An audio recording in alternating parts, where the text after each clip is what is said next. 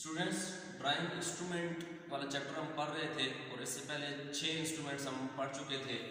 इसके बाद 7वां इंस्ट्रूमेंट एक इंतहाई अहम इंस्ट्रूमेंट है जिसको कंपास कहा जाता है। ड्राइंग में इसकी बहुत ज़्यादा अहमियत है।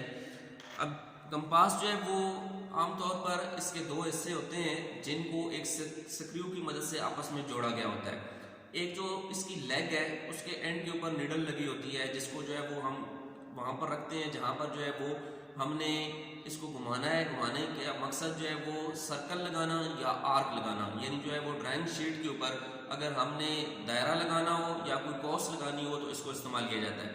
तो जो दूसरा एंड है इसमें हम जो है वो पेंसिल को बांधते हैं, यानी पेंसिल को लगाया जाता है। तो पेंसिल का लीड यानी पेंसिल का सिक्का और इसका ये कोनिकल पॉइंट ये अलाइनमेंट में रखते हुए इसको घुमाया जाता है। अब इसमें ये होता है कि इसका जो स्क्रू है ये टाइट होना चाहिए, मुनासिब टाइट हो, ताकि जब इसको आप घुमाएं चलाएं और हाथ की फोर्स इसके ऊपर मुनासिब हो ताकि ये जो है वो स्लिप ना हो सके। तो इस कंपास के बाद दूसरा इंस्ट्रूमेंट है लेंथनिंग बार। तो बाज़ बात इस तरह होता है कि ड्राइंग शीट के ऊपर हमने सर्कल लगाना है तो लेकिन उसका जो डायमीटर है वो बड़ा है। कितना बड़ा है? 250 मिलीमीटर। 250 मिलीमीटर से बड़ा अगर हमने सर्कल लगाना हो तो फिर उसके लिए एक इंस्ट्रूमेंट इस्तेमाल करते हैं जिसको लेंथनिंग बार कहते हैं। वो लेंथनिंग बार इसके साथ कंपास के साथ इस तरह लगा देते हैं और इसका जो डायमीटर है यानी इसका जो एरिया है वो बढ़ जाता है और 250 मिलीमीटर से ज़्यादा बड़ा सर्कल भी हम लगा सकते हैं। लेंथनिंग बार का ये मकसद होता है। इसके बाद नेक्स्ट है डिवाइडर। तो डिवाइडर जैसे ये मेरे हाथ में है, ये डिवाइडर है। तो ये इसकी भी दो लेग्स होती हैं, कंपास की तरह का इंस्ट्रूमेंट होता है और इसकी दोनों लेग्स कोनिकल होती हैं। जो कंपास है उसकी एक लेग कोनिकल होती है यानी नीडल पॉइंट होती है और दूसरी तरफ पेंसिल होती है, लेकिन इसके दोनों साइडों के ऊपर जो है वो नीडल होती है और ये कोनिकल होते हैं। ड्राइंग शीट के ऊपर किसी लीनियर लाइन को बराबर हिस्सों में डिवाइड करने के लिए या सर्कल को बराबर हिस्सों में डिवाइड करने के लिए या आर्क लगाने के लिए इस डिवाइडर को इस्तेमाल किया जाता है। इसके बाद नेक्स्ट इंस्ट्रूमेंट है हमारे पास प्रोट्रैक्टर। तो जो प्रोट्रैक्टर है ये भी एक इंतहाई अहम इंस्ट्रूमेंट है। प्रोट्रैक्टर जिसको आप आम जबान में या शुरू में आपने इसको जो है वो डी कहते थे, यानी डी की शेप का होता है।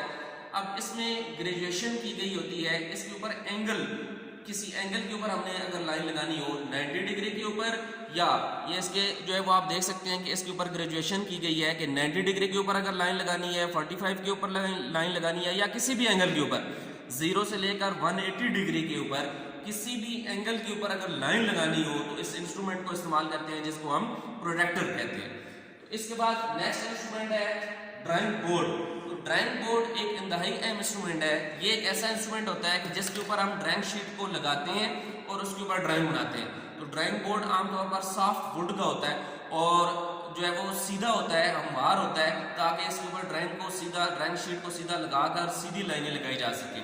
और जो ड्राइंग बोर्ड है इसके ऊपर कभी भी जो है वो कॉमन पेन की मदद से शीट को नहीं लगाना चाहिए, बल्कि इसके लिए एक इंस्ट्रूमेंट है जो नेक्स्ट हम पढ़ेंगे जिसको जो है वो यूज करते हुए ड्राइंग शीट को इसके ऊपर लगाते हैं बोर्ड के ऊपर। नेक्स्ट हमारे पास इंस्ट्रूमेंट है ड्राइंग शीट। तो ड्राइंग शीट बहुत ही अहम इंस्ट्रूमेंट है, बहुत ही अहम एक एलिमेंट है जिसके ऊपर हमने पूरी ड्राइंग जो है वो बनानी होती है। तो ये एक अच्छा पेपर होना चाहिए, आमतौर पर वाइट पेपर होता है। इसके डिफरेंट साइजेस होते हैं। तो ये जो डिफरेंट साइजेस हैं ये अभी मैं आपको बताने लगा 1 by 1। तो सबसे पहले है जो सबसे छोटा साइज है वो है A4।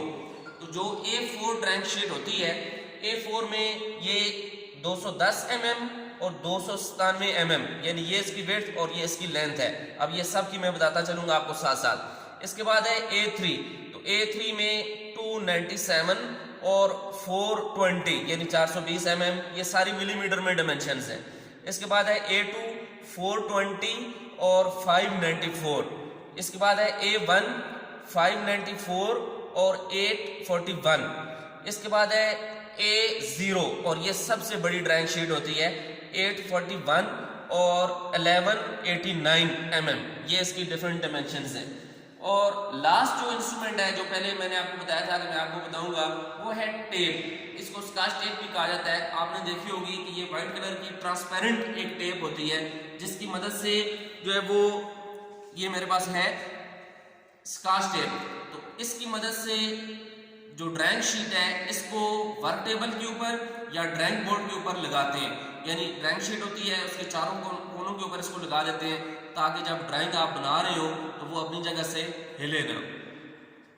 अस्सलामु अलैकुम।